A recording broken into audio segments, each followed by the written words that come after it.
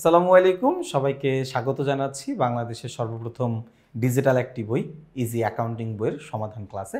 আজকের এই ক্লাসে আমরা সমাধান করার চেষ্টা করব আমাদের ইজি অ্যাকাউন্টিং বইয়ের নবম অধ্যায় রেওয়ামিল নামে যে অধ্যায়টি রয়েছে সেই অধ্যায়ের উপরে চট্টগ্রাম বোর্ড 2024-এ যেই সৃজনশীল প্রশ্নটি এসেছিল আমরা আসলে আজকে ওই সৃজনশীল প্রশ্নটি সমাধান করার চেষ্টা করব।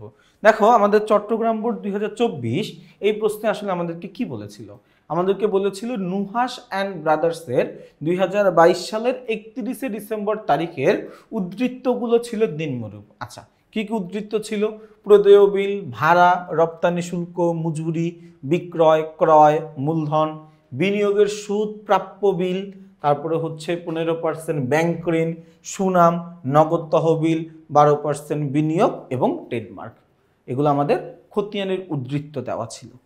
ক নম্বর প্রশ্নে আমাকে বলেছে নুহাস অ্যান্ড ব্রাদার্সের অদৃশ্যমান লেনদেনের পরিমাণ নির্ণয় করো। অদৃশ্যমান লেনদেন, আসলে যে লেনদেনগুলোকে আমরা দেখতে পাই না, যেটাকে আমরা বলতে পারি ইনভিজিবল ট্রানজ্যাকশন যেগুলো আর কি, বা এখানে যেহেতু সম্পদের কথা বলছে ইনভিজিবল অ্যাসেটস যেগুলো আছে ওইগুলো আর কি। দেখো, আমরা যেই সম্পত্তিগুলোকে দেখতে পাই না ওই সম্পত্তিগুলোকে আমরা আসলে ছুঁইতেও পারি না, অর্থাৎ ধরেও দেখতে পারি না, তাই না? তার মানে ইনভিজিবল অ্যাসেট বা আনটাচেবল অ্যাসেট দুইটার মানে একই, অর্থাৎ অদৃশ্যমান সম্পত্তি বা অস্পর্শনীয় সম্পত্তি দুইটা বলতে আমরা আসলে একই জিনিসকে বোঝাই। আরেকবার বলছি, দেখো, অদৃশ্যমান সম্পদ বা অস্পর্শনীয় সম্পদ, অদৃশ্যমান সম্পদ বা অদৃশ্যমান সম্পদ, অদৃশ্যমান আর অস্পর্শনীয় দুইটা বলতে আমরা আসলে একই জিনিসকে বোঝাবো। তার কারণ যেটা আমরা আসলে দেখতে পাই না, যেটা আমাদের জন্য ইনভিজিবল, ওইটাই কিন্তু আমাদের জন্য আনটাচেবল। অর্থাৎ আমি এই মার্কারটাকে ছুঁইতে পারি, তার কারণ হচ্ছে মার্কারটাকে আমি দেখতে পারি।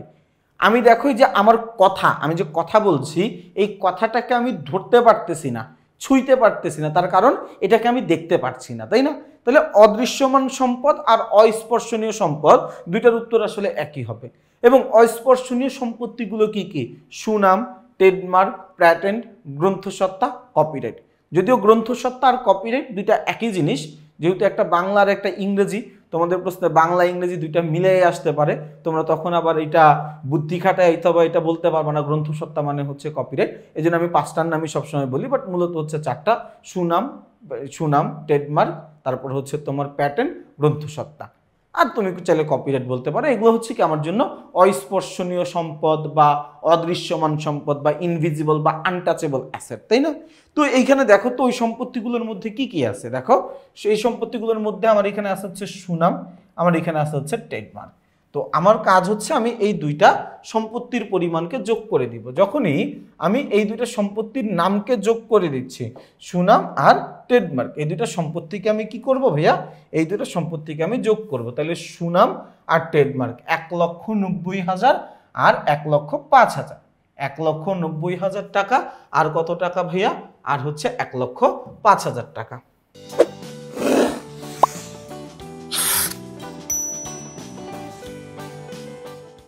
এক 1,90,000 টাকা আর হচ্ছে 1,05,000 টাকা, দুইটা যোগ করলে 2,95,000 টাকা।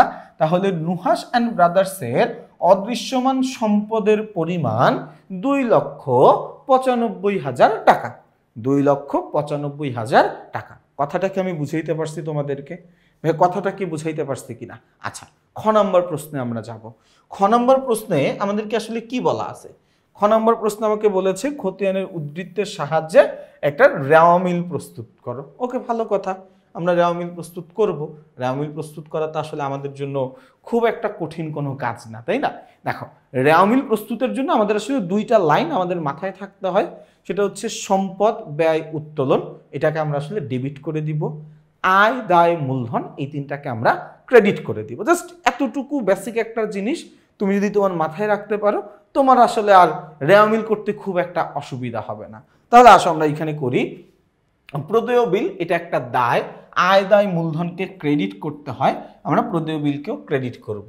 ভাড়া, এটা একটা ব্যয়, সম্পদ, ব্যয়, উত্তোলনকে ডেবিট করতে হয়, এজন্য আমি ভাড়া হিসাবকে ডেবিট করব। রপ্তানি শুল্ক একটা ব্যয়, সম্পদ ব্যয় উত্তোলনকে ডেবিট করতে হয়, এই জন্য রপ্তানি শুল্ককে আমরা ডেবিট করে দিব।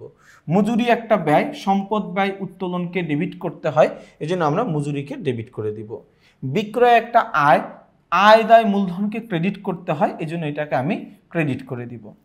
ক্রয় একটা ব্যয়, সম্পদ ব্যয় উত্তোলনকে ডেবিট করতে হয়, এই জন্য ক্রয়কেও আমি এখানে ডেবিট করে দিব। মূলধনকে কি করব, আয় দায় মূলধনকে ক্রেডিট করতে হয়, এই জন্য আমরা এখানে মূলধন হিসাবকে ক্রেডিট করে দিচ্ছি। বিনিয়োগের সুদ একটা আয়, আয় দায় মূলধনকে ক্রেডিট করতে হয়, এই জন্য আমরা বিনিয়োগের সুদটাকে ক্রেডিট করে দিলাম। প্রাপ্য বিল, প্রাপ্য কথা থাকা মানে ওইটা একটা সম্পদ, সম্পদ ব্যয় উত্তোলনকে ডেবিট করতে হয়, প্রাপ্য বিলকেও আমরা ডেবিট করে দিব। 15% ঋণ, ঋণ একটা দায়, আয় দায় মূলধনকে ক্রেডিট করতে হয়, এই জন্য আমরা ব্যাংক ঋণকে ক্রেডিট করে দিব। সুনাম একটা সম্পদ, সম্পদ ব্যয় উত্তোলনকে ডেবিট করতে হয়, তাহলে আমরা এটাকে সুনামকে ডেবিট করে দিব। নগদ তহবিল একটা সম্পদ, সম্পদ ব্যয় উত্তোলনকে ডেবিট করতে হবে, এই জন্য নগদ তহবিলকে আমরা ডেবিট করে দিব। 12% বিনিয়োগ একটা সম্পদ, সম্পদ ব্যয় উত্তোলনকে ডেবিট করতে হবে, এই জন্য আমরা বিনিয়োগকেও ডেবিট করে দিব। সবার শেষে আছে ট্রেডমার্ক, ট্রেডমার্ক আমাদের জন্য একটা সম্পদ, সম্পদ ব্যয় উত্তোলনকে ডেবিট করতে হয়, এই জন্য আমরা এটাকে ডেবিট করে দিব।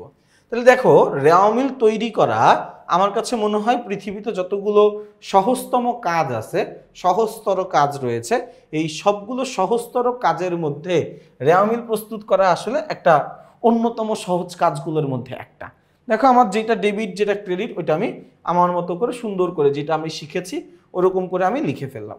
লেখার পর আমার কাজ হচ্ছে আমি আসলে ডেবিট ক্রেডিটটা যোগ করব। দেখো, দুই পাশ যোগ করলে যখনই আমি দেখব মিলে গেছে, তার মানে আমার অঙ্কটা পরিপূর্ণভাবে হয়ে গেছে। দুই পাশে যোগ করলে আমি দেখলাম 4,80,000 টাকা আসে, তার মানে আমার এই প্রশ্নের উত্তর হচ্ছে 4,80,000 টাকা। খ নম্বর প্রশ্নটা আমরা শেষ করলাম। আসো এখন আমরা গ নম্বর প্রশ্নটায় যাব।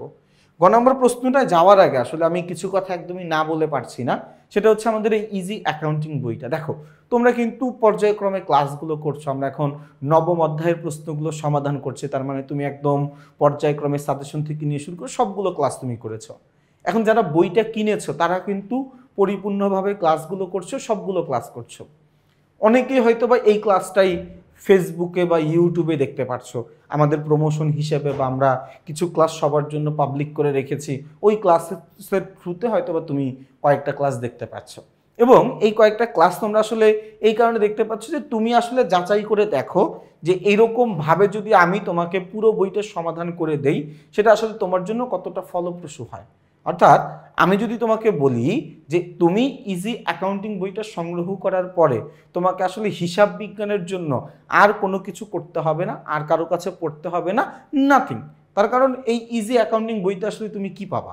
প্রথমত ইজি অ্যাকাউন্টিং বইতে তুমি বেসিক পাবা, বেসিকের ব্যাখ্যা বিশ্লেষণ সহ লেখা থাকবে বইতে, এবং আমি নিজে বেসিকের উপরে ক্লাস নিব। তো বেসিকের একটা ক্লাসও তুমি পাবা, শুধু বই পড়ে শিখবে এমন না, তুমি চাইলে ভিজুয়ালি ক্লাস করেও শিখতে পারবা। এই ক্লাসটা কিন্তু ফ্রি, এটার জন্য তোমাকে কোনো পেমেন্ট করতে হবে না। তুমি তোমার পাঠ্য বইয়ে যতগুলো সৃজনশীল আছে, পাঠ্য বইয়ে যতগুলো এমসিকিউ আছে, তুমি ওইটার জন্য সমাধান পাবা। তুমি এই অ্যাকাউন্টিং করার জন্য যত ধরনের সূত্র প্রয়োজন, যত ধরনের গাণিতিক নিয়মাবলী রয়েছে সবগুলো তুমি পাবা, ওগুলোর উপরে তুমি আলাদা করে ক্লাস পাবা, একদম বিনামূল্যে পাবা। তুমি আলাদা করে রোড টু মিশন 100 সাজেশন, সাজেশনের সমাধান, সাজেশনের উপরে ভিডিও ক্লাস ফ্রিতে পাবা। তুমি road two mission cyclone suggestion, road two mission cyclone সাজেশনের সমাধান, সমাধানের ভিডিও ফ্রিতে পাবা। তুমি আমাদের যেই স্পেশাল যে 600টা এমসিকিউর সাজেশন হয় প্রতি বছর, ওইটা তুমি পাচ্ছ এই বইয়ের মধ্যে।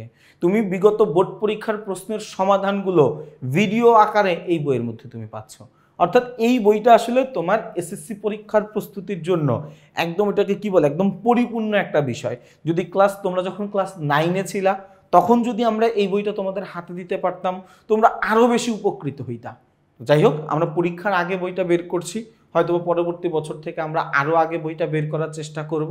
তো এখন যারা এই বইটা এখনও সংগ্রহ করতে পারো নাই, নানান কারণে হয়তো বা তুমি সিদ্ধান্ত গ্রহণ করতে পারো নাই, তাকে বলবো যে তুমি এই বইটা তোমার বন্ধুর কাছ থেকে নিয়ে একদিন পড়ে দেখো। বন্ধুর কাছ থেকে একদিন নিয়ে পড়ে দেখো, তোমার কাছে যদি ভালো না লাগে তাহলে তুমি নিও না বইটা। বা এই যে 1-2টা ক্লাস করতেছো, এই 1-2টা ক্লাস করে তোমার কাছে কি মনে হয়? তুমি এই বইটা কেনার পরে তোমার আসলে হিসাব বিজ্ঞানের কেমন উপকার হবে? আমার মতে হিসাব বিজ্ঞান আসলে তুমি যতটুকু উপকার হবে এটা তোমার জন্য অনেক বেশি, এটা তোমার জন্য অনেক বেশি। ওকে, আমরা আর কথা বাড়াবো না, আমরা গ নাম্বার প্রশ্নে যাব। বলা আছে উপর্যুক্ত উদ্ধৃতের আলোকে মুনাফা জাতীয় আয় ও মুনাফা জাতীয় ব্যয়ের পরিমাণ নির্ণয় করো। সোজা কথা, আমার আসলে নর্মালি যে সকল আয় এবং নর্মালি যেসব ব্যয় আছে ওই আয় এবং ব্যয়ের পরিমাণটা আমার নির্ণয় করতে হবে, আর কিছু না।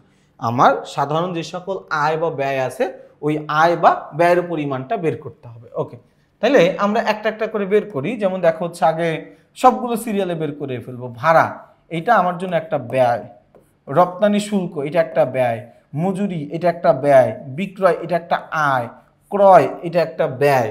বিনিয়োগের সুদ, এটা একটা আয়। আর কি কিছু আছে? না, আর কোনো কিছু নেই। তাহলে আমার কাজ হচ্ছে এই যে আমি আয় ব্যয়গুলো আইডেন্টিফাই করলাম, বিক্রয় আর বিনিয়োগের সুদ এক আয়, ভাড়া, রপ্তানি শুল্ক, মজুরি এবং ক্রয় এটা হচ্ছে আমাদের জন্য ব্যয়। তাহলে আমরা আয়ের পরিমাণ যোগ করলাম, যোগ করলে আমার এখানে আসে হচ্ছে ৮০,০০০ টাকা। আমরা ব্যয়ের পরিমাণ যোগ করলাম, আমার এখানে আসে হচ্ছে ৭২,৫০০ টাকা। তাহলে নুহাস অ্যান্ড ব্রাদার্সের মুনাফা জাতীয় আয়ের পরিমাণ কত টাকা? মুনাফা জাতীয় আয়ের পরিমাণ ৮০,০০০ টাকা এবং মুনাফা জাতীয় ব্যয়ের পরিমাণ ৭২,০০০ টাকা। তাহলে আমরা খুব সুন্দরভাবে, খুব চমৎকারভাবে আমরা কি করতে পারলাম? আমরা আমাদের এই যে চট্টগ্রাম বোর্ড 2024-এর যে প্রশ্নটি ছিল আমরা সেই প্রশ্নটি সমাধান করে ফেললাম। আমরা আগামী পর্বে বা আগামী ক্লাসে সিলেট বোর্ড 2024-এর যে প্রশ্নটি রয়েছে আমরা সেই প্রশ্নটি সমাধান করব। তোমাদের যাদের যাদের সিলেট বোর্ড 2024-এর প্রশ্নে সমস্যা মনে হবে, তোমাদের কাছে মনে হবে ওই প্রশ্নটা তুমি পরিপূর্ণভাবে পারবা না, তাহলে দেখবে সিলেট বোর্ড 2024-এর যে সৃজনশীলটি তার উপরে এই চট্টগ্রাম বোর্ড 2024-এর উপরে যেমন কিউআর কোড আছে, প্রতিটা প্রশ্নের উপরে কিউআর কোড আছে। তো তুমি সিলেট বোর্ড 2024-এর উপরে যে কিউআর কোডটি রয়েছে সেটা তুমি যখনই স্ক্যান করবা সাথে সাথে কিন্তু তুমি ওই সিলেট বোর্ড 2024-এর প্রশ্নের সমাধানটা তোমার সাথে পেয়ে যাবা। তো তোমাদের সবাইকে শুভকামনা জানিয়ে আমি আমার আজকের এই পর্বটি এখানেই শেষ করছি। সবাই ভালো থাকবা, সুস্থ থাকবা, আমার জন্য বেশি বেশি করে দোয়া করবা। আসসালামু আলাইকুম।